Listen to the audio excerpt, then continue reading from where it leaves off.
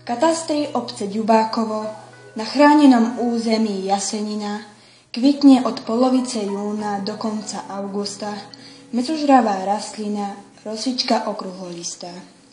Objavil ju v roku 1990 Ján Dobrodský z nedalekej Šoltýsky.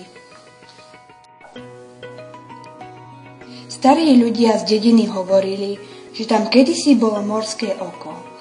Možno sú to len také povedačky, ale keď tadiaľ idete, nohy sa vám zabárajú do mäkkého podkladu a máte pocit, ako by ste išli po trasovisku.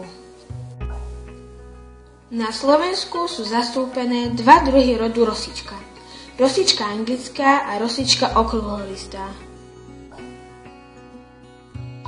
Tá pri Ďubákove na chytanie hmyzu využíva žľaznaté chlopky umiestnené na listoch. Poradí si aj s muchou. Je to ozajstný skvost prírody a nachádza sa na zozname chránených druhov.